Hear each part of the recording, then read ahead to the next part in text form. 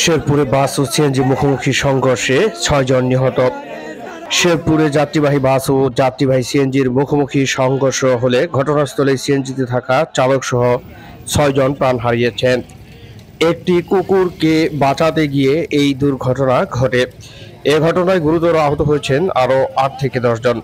রবিবার 29 ডিসেম্বর বেলা 11:30টার দিকে শেরপুর শহর হতে প্রায় 5 কিলোমিটার দূরবর্তী শেরপুর ময়মনসিংহ আঞ্চলিক মহাসড়কের ভাতশালা জোড়া পাম্প এলাকায় এই মর্মান্তিক দুর্ঘটনা ঘটে। স্থানীয় ও পুলিশ সূত্রে জানা গেছে, রোববার বেলা 11টার দিকে নকলা থেকে ছেড়ে আসা শেরপুরগামী যাত্রীবাহী সিএনজি ও কুড়িগ্রামের রৌমারী থেকে ছেড়ে আসা ঢাকাগামী যাত্রীবাহী বাস রিফাত পরিবহন শেরপুর ঢাকা আঞ্চলিক মহাসড়কের ভাতশালা জোড়া পাম্প এলাকায় পৌঁছালে মুখোমুখি সংঘর্ষ হয়। এতে সিএনজিটি দুমড়ে মুচড়ে গিয়ে এর চালক সহ ঘটনাস্থলে 6 জন নিহত হন। এ সময় স্থানীয়রা দ্রুত গুরুতর আহত অপরজনকে উদ্ধার করে স্থানীয় জিনেম মেডিকেল কলেজ হাসপাতালে নিয়ে গেলে কর্তব্যরত চিকিৎসক আরও একজনকে মৃত ঘোষণা করেন। নিহতদের মধ্যে 3 নারী ও 1 শিক্ষার্থী রয়েছে। শেরপুর সদর থানার ওসি ঘটনার সত্যতা নিশ্চিত করেছেন।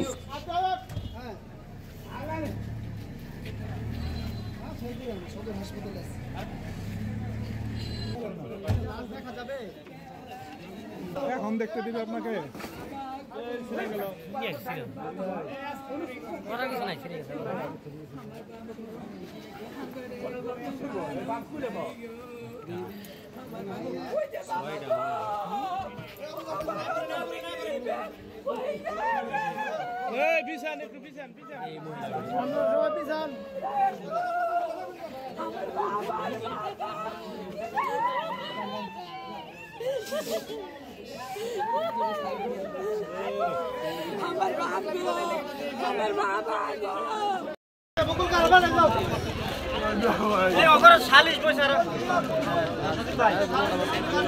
নিয়ে দুজনে তার লাশ দেখতে যাওয়ার উদ্দেশ্যে রওনা দেয়।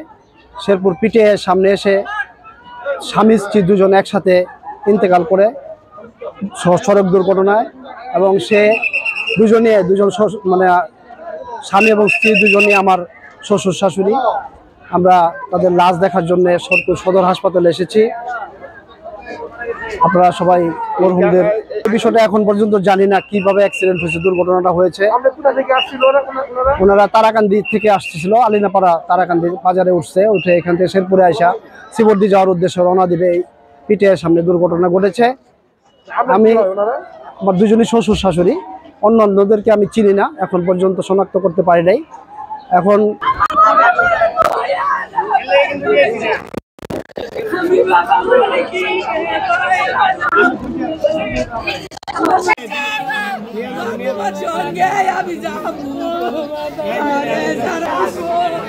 এই ফুটেজটা নেন, এই ফুটেজটা নেন। বাবা দুজন মানুষ কিভাবে মারা দিলা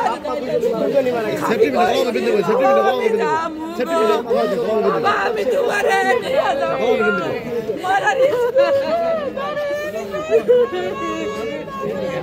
সইনা করলে একটু শোনেন দিই কাকা, কাকা একটু লাশ আর সবাই দিক দিয়ে।